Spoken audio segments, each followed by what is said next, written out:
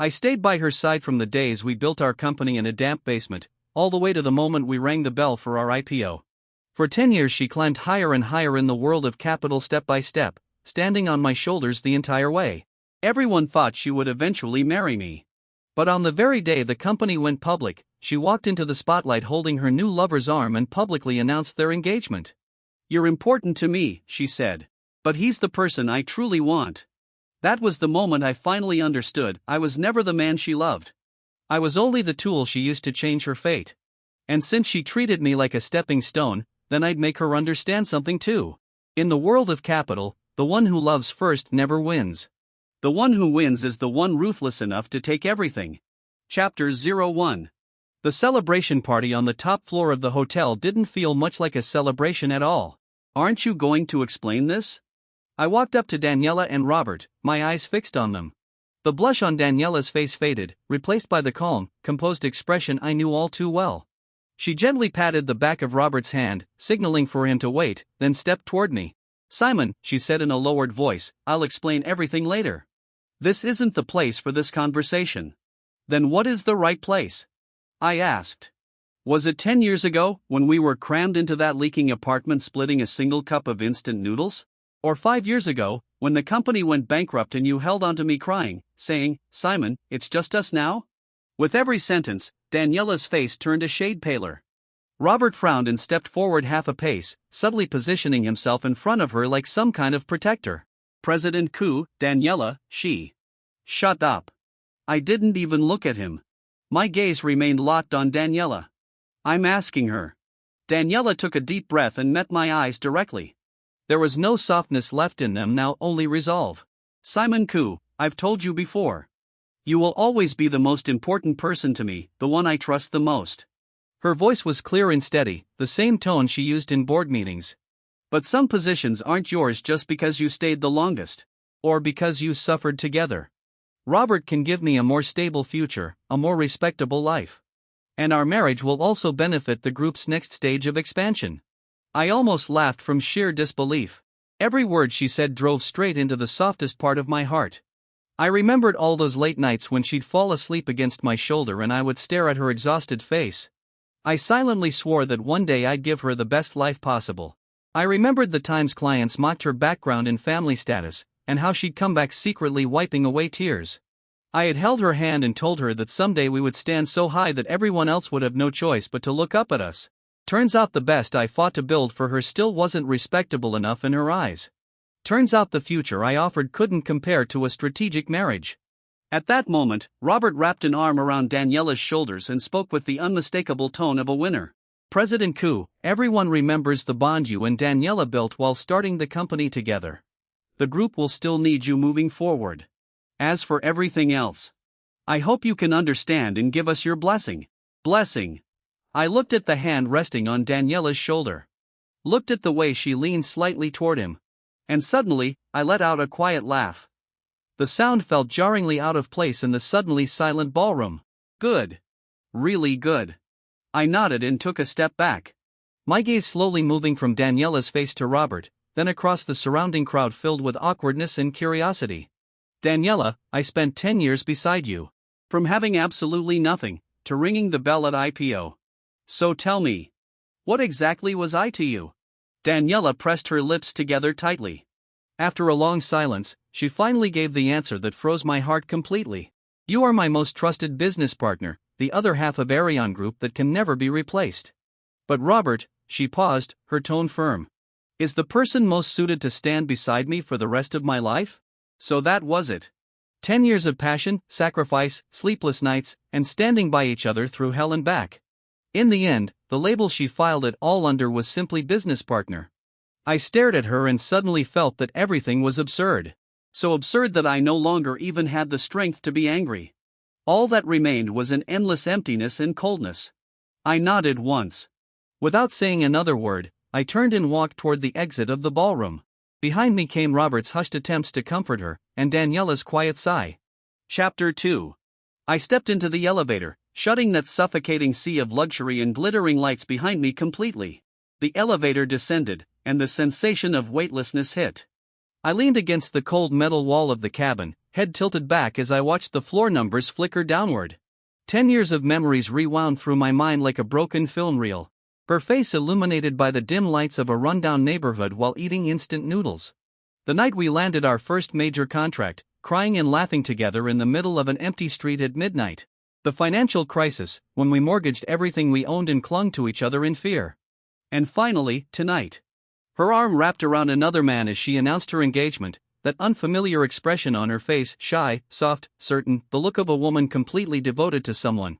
Suddenly, my stomach twisted violently. I bent over and dry heaved, but nothing came out. Only bitter acid burned its way through my throat. The elevator reached the lobby. The doors opened. I straightened up, adjusted my crooked tie, and strode out into the freezing wind. My driver, Mason, pulled the car over. The moment he saw my face, he froze in alarm. "President Koo, you. Take me back to the apartment." I opened the car door and got in, my voice hoarse. "Not the company. Miss Daniela just called." I said, "Take me back to the apartment." I closed my eyes and cut him off. The car merged into traffic as the dazzling city lights streamed past outside the window. This city, the one we had spent 10 years conquering, now felt unbearably foreign and cold. I pulled out my phone. The screen still showed my chat history with Daniela from last night. Her final message read, "After tomorrow, everything's going to be a brand new beginning." Fighting, my President Koo. A brand new beginning. Yeah. Brand new indeed. I turned off the screen and said to Mason in the front seat, "Pull over." Mason obeyed immediately. I pushed open the door and walked toward the riverside railing. The river was dark and endless, reflecting the brilliant skyline across the water. The shattered ripples of light looked just like my heart right now. 10 years. I had gone from a broke construction worker sleeping under bridges to the CEO of a publicly listed company worth billions. I gave the woman I loved everything I could offer: fame, status, wealth, and the entirety of my sincerity, my future, my heart without reservation. And at the brightest moment of my life, she personally shoved me off the cliff. Then stood at the edge beside the man who was more suitable, smiling and waving goodbye. The river wind was merciless, slicing across my face like knives. I pulled out a cigarette pack, shook one loose, and lit it. The ember glowed red in the darkness. Halfway through the cigarette, I took out my phone and dialed a number I rarely contacted. It rang 3 times before someone picked up. "Mr. Koo." The man's voice was calm and steady. "Caleb." I took another drag, watching the smoke scatter into the wind. "The insurance policy I asked you to prepare in secret 3 years ago. Is it still there?" There was a 2-second silence on the other end. "It's been maintained the entire time. Just as instructed, deep dormant status, isolated contact chain, absolute confidentiality. Activate it." I stared at the lights glowing from the top floor of the Arie Group headquarters across the river and slowly spoke. "Now." Chapter 3. I crushed the cigarette under my shoe, my fingertips turning pale from the force. "One more thing. Dig into 2 people. Daniela and Robert.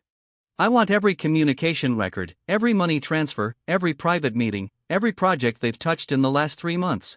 I paused, my voice growing colder. "No. The last 6 months. The more detailed, the better." "Understood." Caleb replied evenly. "The activation order will be issued tonight. You'll have the files by tomorrow evening at the latest." His voice remained perfectly calm, as though he had merely received an ordinary business instruction.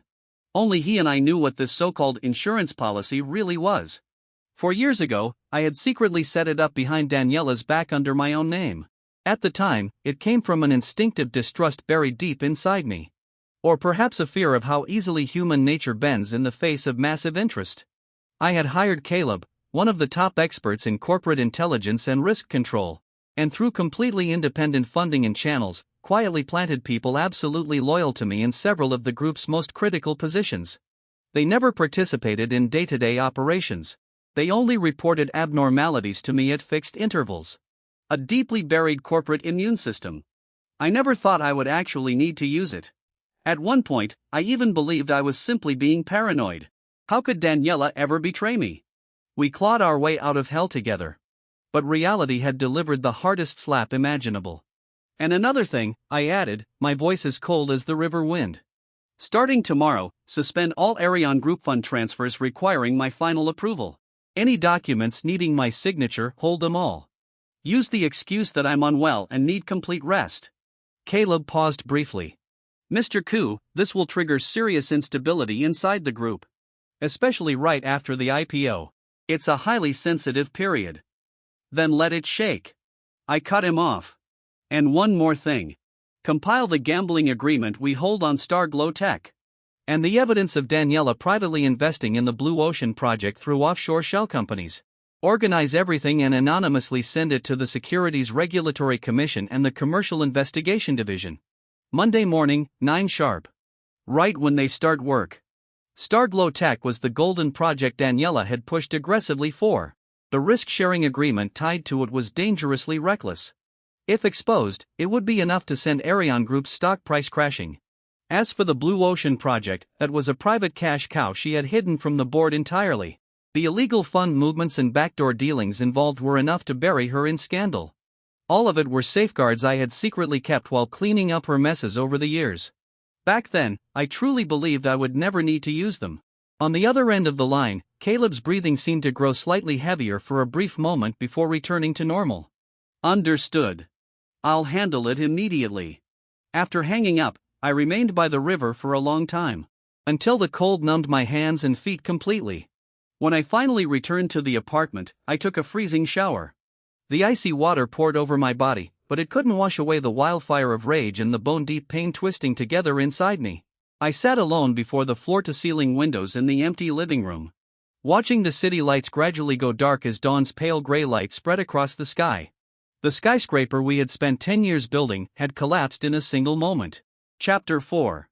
At dawn, I changed into a pure black suit and tied a dark crimson tie Daniela had never seen before. President Koo, where to? Mason's voice was as steady as ever. To the company.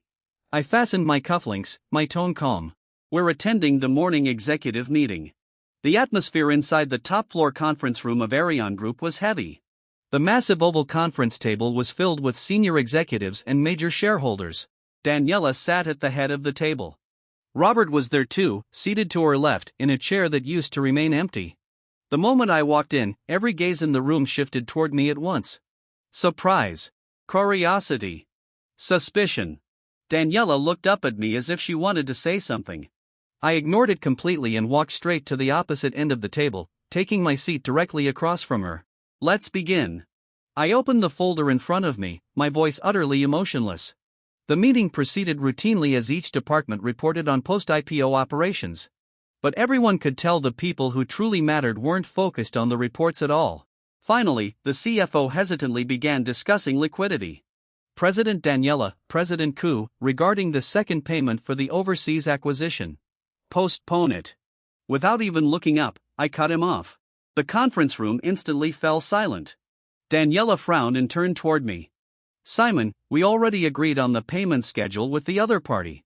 Delaying it could damage our credibility and even cause the acquisition to collapse. Then let it collapse.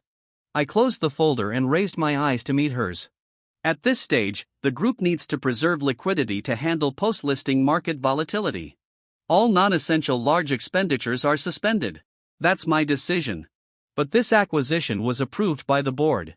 Her voice sharpened with irritation. I'm the chairman. I answered flatly. I have veto power. Or does Daniela think this business partner no longer has the right to speak on company decisions? Daniela's face turned pale. Clearly, she hadn't expected me to confront her so directly in public. Under the table, Robert gently squeezed her hand before speaking in his usual mild tone. President Koo makes a fair point. Stability should come first during the early IPO phase. Daniela, perhaps we should re-evaluate the risks. I looked at the hand resting over hers. Then suddenly smiled. And in what capacity is Mr. Robert attending Arion Group's senior executive meeting? A shareholder? A board member? Or, I paused slightly. Daniela's fiancé? The smile on Robert's face stiffened instantly. Daniela abruptly stood up. Simon, do you really have to do this? Robert is just. He's just here to learn, right? I finished the sentence for her. Leaning back in my chair, I slowly swept my gaze across the room. Everyone, allow me to introduce Mr. Robert. He is Daniela's newly engaged fiancé. He'll likely become more involved in group affairs moving forward. You should all get acquainted in advance. A wave of suppressed gasps and whispers spread through the conference room. Clearly, not everyone had known beforehand. Or perhaps they knew but never expected me to expose it like this. Daniela's chest rose and fell sharply as she stared at me. Her eyes were filled with disappointment, anger, and a trace of grievance I could no longer understand. "Simon. We'll talk privately." She practically forced the words through clenched teeth. "Fine." I stood up. Meeting adjourned. Then I looked directly at her. "Daniela. My office." Now. Chapter 5. My office was on the other side of the hallway. Slightly smaller than hers, but with a far better view. I walked inside without sitting down, simply standing before the floor-to-ceiling windows with my back facing the door. Daniela followed me in and shut the door behind her. "What exactly are you trying to do?" Her voice carried both exhaustion and anger. "That acquisition is critical for our expansion into the European market. You know that better than anyone. And what you did to Robert during the meeting, you completely humiliated him. The kickback you privately promised the middleman for that acquisition deal, I didn't turn around as I spoke. Was it 5%? Or 8%? The room instantly fell silent behind me. Slowly, I turned around. Daniela stood frozen by the door, her face drained of color as though she'd just been punched head-on. "You? How do you know that?" Her voice trembled slightly. "How I know isn't important." I walked behind my desk and sat down like an interrogator. "What matters is this, Daniela. When did you start learning to use the company's money to pave the road for yourself? Or for that perfectly suitable fiancé of yours?" "I didn't." Daniela hurried toward the desk, both hands bracing against its edge, her eyes already reddening. "That kickback is standard industry practice. And the company would have benefited in the end. Simon, believe me. I never intended to harm the group. We built this company together. Together." I repeated the word slowly, finding it unbearably ironic. "Daniela, the moment you walked into that banquet holding Robert's arm and announced your engagement, there stopped being an us. There's only you. And me. And you're Robert. So this really is about that?" It was as if she had finally found the core issue, and her emotions surged instantly. "Fine, I admit I handled it badly. I should have told you earlier. But Simon, we've been together for 10 years. 10 whole years. Doesn't what we have matter more than a marriage certificate? Marrying Robert is simply the most suitable choice. You'll always be the most important person in my life.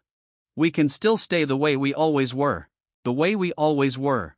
I cut her off, my voice colder than ice. "Watching you go home every night to sleep beside another man. Watching the two of you appear everywhere together while the whole world blesses your marriage. And meanwhile, I continue being your most important partner.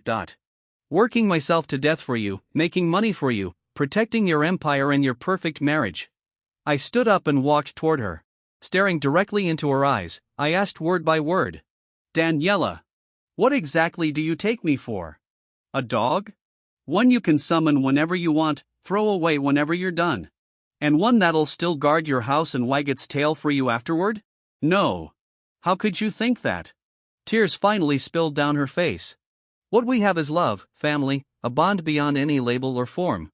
Why do you insist on measuring everything through marriage? Why can't you understand me? I need a more stable, more respectable marriage. Is that wrong? Does that really have to change what exists between us? Understand you." I let out a low laugh filled with exhaustion and bitterness. "Daniela, I understand you far too well. You always knew exactly what I wanted. That's why you dared to hurt me this recklessly. Because you were certain that no matter what you did, I would understand you, support you, forgive you, and stay beside you like a loyal dog forever. Isn't that right?"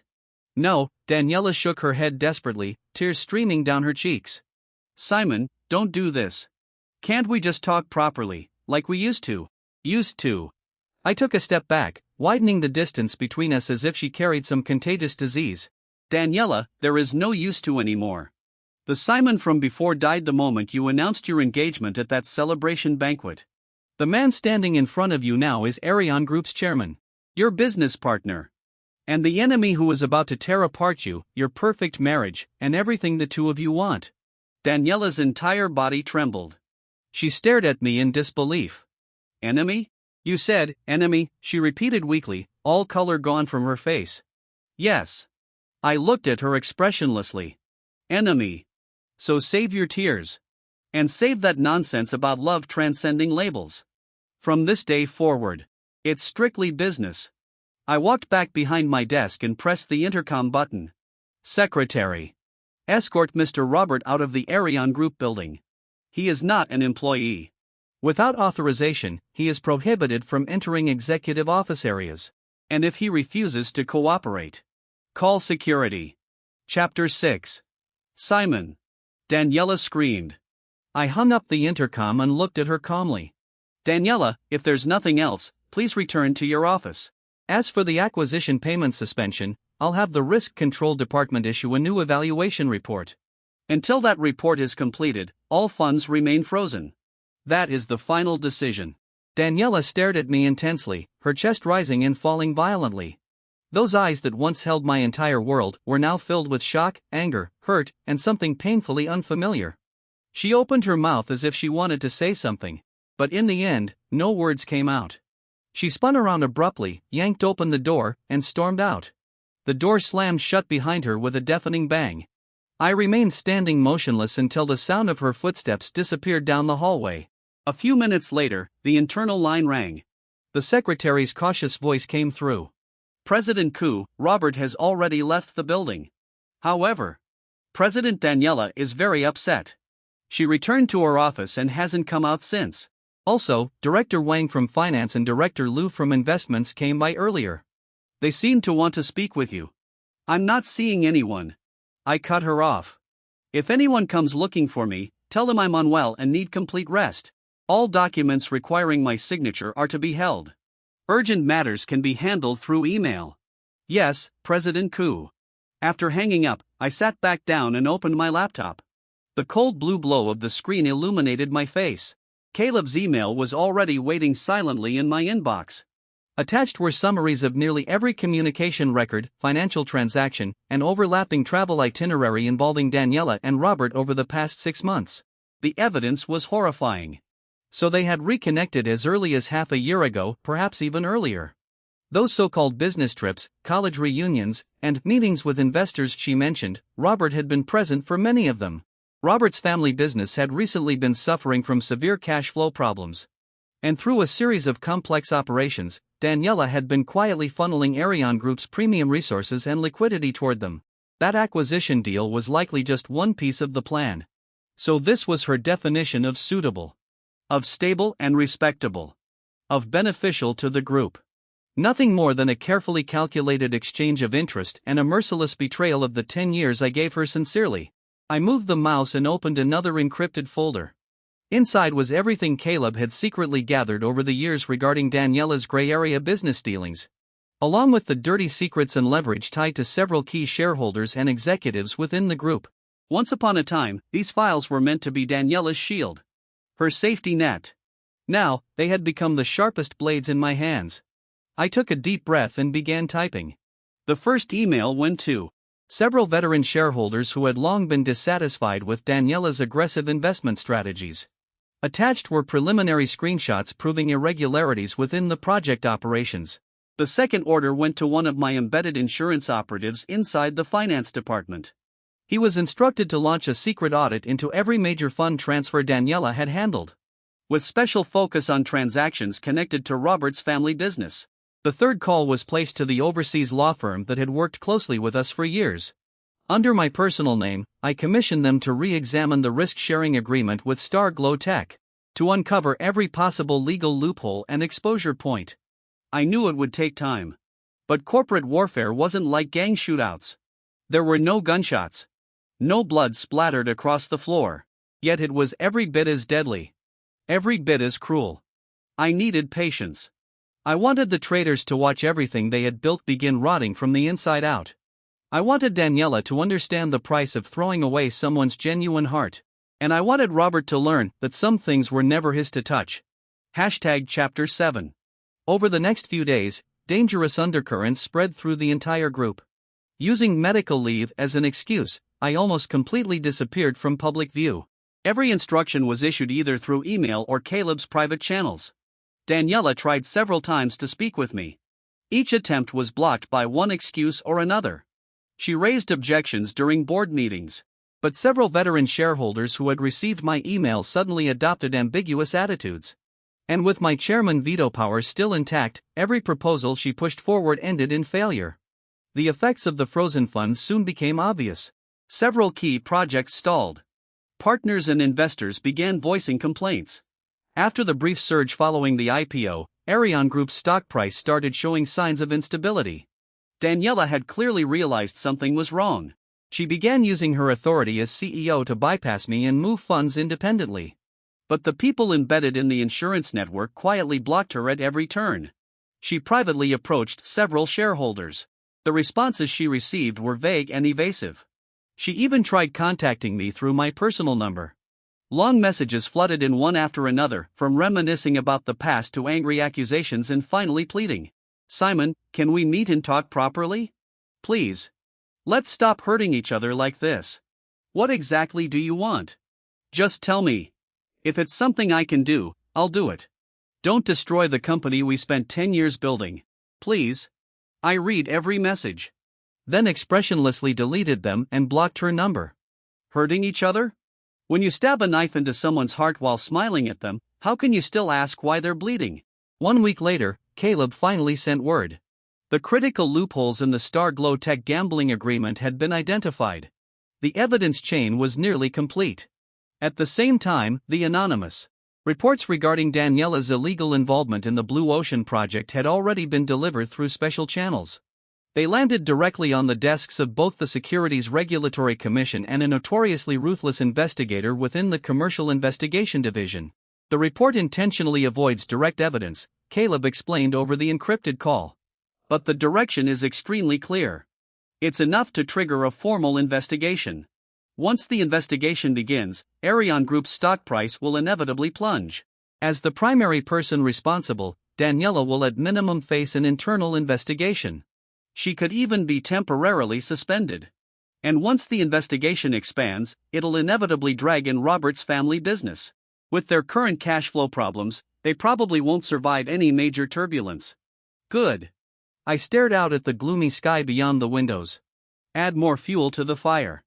Leak information to several influential financial media outlets. Suggest that Robert's family business has been trying to siphon Arie Group resources through Daniela and shift their financial risks onto us. No hard proof. Just enough implication. Understood.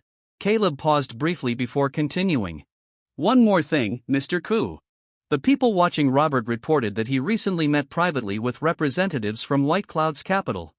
It appears he's seeking new financing to deal with his family company's crisis. And White Clouds, they've always been interested in the East City land parcel we previously secured. White Cloud's capital. Our old rival. Find a way to let Daniela accidentally discover those meetings. My voice turned icy. Have it leak through someone close to her? Make it sound unintentional. Yes, sir.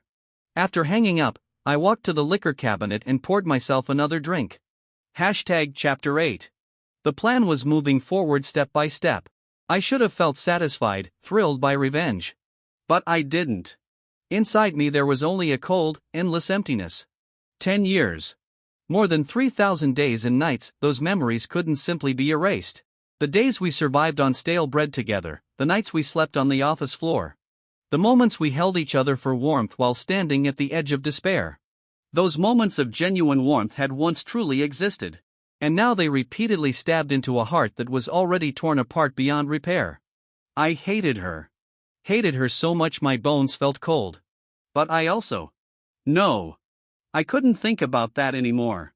Once the arrow leaves the bow, there's no turning back. A few more days passed. Then the storm finally began showing its true power. First came a vague article in a major financial magazine. There was a vaguely worded report in a financial weekly magazine mentioning that a newly listed star company was suspected of internal tunneling of benefits. It involved related parties with another cash-strapped family business. No names were mentioned, but anyone inside the industry immediately knew who it referred to. Soon after, officials from the Securities Regulatory Commission and the Commercial Investigation Division made a routine visit to Arie Group. Though it was only a preliminary inquiry, word spread instantly. Panic began growing inside the company. The stock price plunged accordingly. At last, Daniela could no longer sit still. She rushed directly to the apartment building where I lived. After security stopped her, she stood downstairs screaming my name, her voice hoarse with desperation. I stood before the floor-to-ceiling window, looking down at that tiny, frantic figure below. Her hair was disheveled. Her makeup ruined. None of the elegance and composure she once carried remained. She looked like nothing more than an ordinary woman with nowhere left to go. Once upon a time, she had been the person I wanted to protect most in this world. Now, I was the one who had personally driven her to this point. I watched for a long time. Until she finally lost strength and was forcibly dragged away by Robert, who had rushed over after hearing the news. Before leaving, Robert looked up toward my window. His eyes were dark and venomous, filled with hatred. I closed the curtains. That night, I received a text from an unfamiliar number. It was Daniela. "Simon, do you really hate me this much? So much that you're willing to destroy everything we built together with our own hands?" Something happened on Robert's side.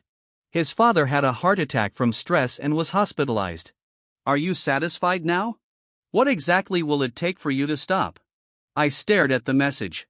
In my mind appeared her hysterical expression, and Robert's poisonous gaze. Satisfied? No. Not even close. I replied with a single word, "Break it off." Then I blocked the number again. Break off the engagement. End things with Robert. That was the last and only chance I was willing to give her, though I already knew she would never accept it. Her pride, her obsession with respectability and the right choice, the cost she had already invested. And perhaps even the lingering feelings she still had for Robert, none of it would allow her to back down. As expected, no response ever came. Fine. A few more days later, an even bigger explosion hit. First, the details of Starglow Technologies' valuation adjustment agreement were deeply analyzed by a certain influential financial blogger. He pointed out the enormous hidden risks and unequal terms within it. He directly accused Arie Group's investment department of negligence and even suggested possible exchanges of benefits. Arion's stock price plunged again. Immediately afterward, rumors about Daniela's irregular operations in the Blue Ocean project and her suspected improper transfer of benefits spread like wildfire. Although there was no official solid proof, it was enough to make investors vote with their feet. Pressure inside the board of directors reached a breaking point. Several veteran shareholders jointly demanded an emergency meeting to discuss Daniela's position as CEO.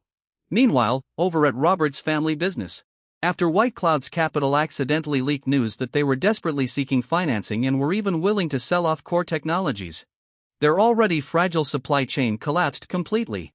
Banks began aggressively demanding repayment. Partners turned against them one after another. The company was now on the verge of total ruin. And Robert's father, according to the rumors, really had suffered a stroke from rage and was now in the ICU. When the wall collapses, everyone rushes forward to push it down harder. And I simply watched the inferno I had personally ignited consume everything they once treasured little by little. Chapter 9. Late that night, the doorbell to my apartment started ringing frantically. Standing outside was Robert. His eyes were bloodshot, his hair a mess, his suit wrinkled beyond recognition.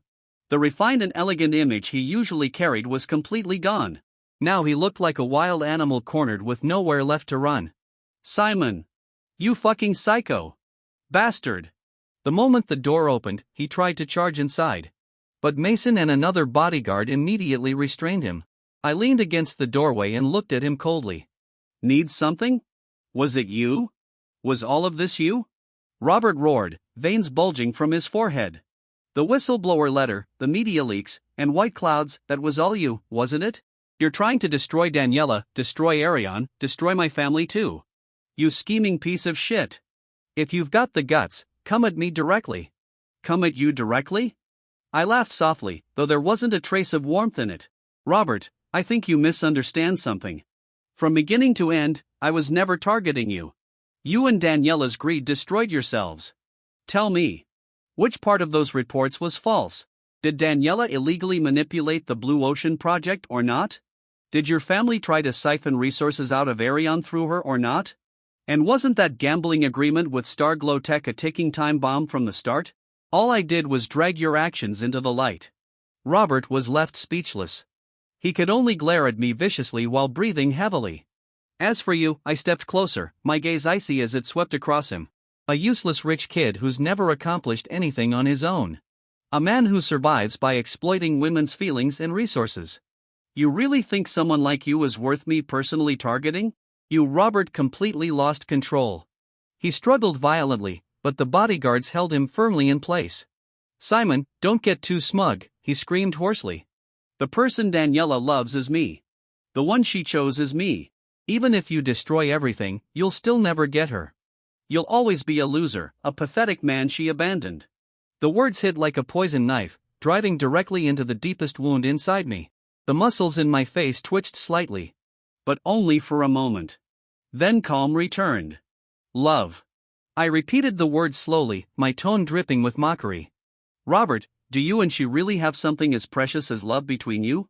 She chose you because you satisfy the pathetic inferiority buried deep inside her. And you chose her because you wanted Arie Group and the lifeline your family desperately needed. I looked at him coldly. You really are perfect for each other. I waved my hand dismissively, signaling for the bodyguards to drag him away. Throw him out. And from now on, don't let him come anywhere near this place again. Simon. You won't die peacefully. You'll get what's coming to you. Robert's curses echoed through the hallway before gradually fading into the distance. I shut the door. Then slowly slid down against the cold surface until I was sitting on the floor. Sharp pain pulsed violently from where my heart should have been. Loser. Pathetic. He was right. When it came to love, I had lost completely. Utterly. But soon enough, the pain was swallowed once again by something colder, hatred. I would not remain a pathetic fool forever. I would become the man who personally brought all of this to its end. Chapter 10. A few days later, Arie Group convened an emergency board meeting. I attended. It was my first public appearance since the scandal erupted. The atmosphere in the conference room was so suffocating it felt tangible. Every director and senior executive was present. Daniela sat across from me, her face pale, heavy dark circles shadowing her eyes. Yet her back remained perfectly straight, as if she were desperately clinging to the last shred of dignity she had left. Robert wasn't there. He wasn't qualified to attend. The meeting went straight to the heart of the matter, whether Daniela should remain CEO and how the company should respond to the current crisis. Several veteran shareholders struck first, their words sharp and merciless. They directly accused Daniela of a string of disastrous decisions and suspected violations that had caused enormous losses and a devastating reputational crisis for the group. They demanded her immediate resignation and a full internal investigation. Daniela fought back fiercely, shifting part of the blame onto market conditions. She claimed that some of the issues stemmed from malicious attacks and internal sabotage. Her gaze swept toward me several times, burning with anger and accusation. I remained silent the entire time, lightly tapping my fingers against the table until everyone had finished speaking. I agree with Chairman Wang and Chairman Li. I finally spoke. My voice was calm, not loud, yet the entire conference room fell silent instantly. Daniela's head snapped toward me, her pupils shrinking in disbelief, unable to believe I would actually say those words myself. As CEO, Ms. Daniela's recent actions have indeed caused immeasurable losses and risks to the group. Before the Securities Commission and the Commercial Crime Bureau reached their final conclusions, and in order to stabilize the situation and reassure investors, I propose that all of Ms. Daniela's CEO duties be suspended immediately, with Vice President Chang serving as acting CEO temporarily. At the same time, the group will establish an independent investigation team to conduct a thorough inquiry into all related matters. I finished in one breath, my tone completely professional. Simon. Daniela shot to her feet, her voice trembling with emotion. How dare you? What right do you have to do this? Arie Group was built by the two of us together. Without me, there would be no Arie today. Because I am the chairman, and I hold the largest voting shares. I raised my eyes and looked at her calmly, my gaze as cold as if I were staring at a stranger. And because your actions right now are destroying the Arie that we built together. Daniela, separating business from personal matters, that's what you taught me. Separating business from personal matters? Daniela laughed. The sound was sharp, desperate, almost broken. Simon, you're only doing this because I chose Robert instead of you, aren't you? You're getting revenge. You're using these dirty tactics to destroy me. You ruined me, ruined Arion. What exactly do you gain from this? I gain justice. I met her nearly furious gaze and answered word by word. I gain accountability to the shareholders, the employees, and this company we built.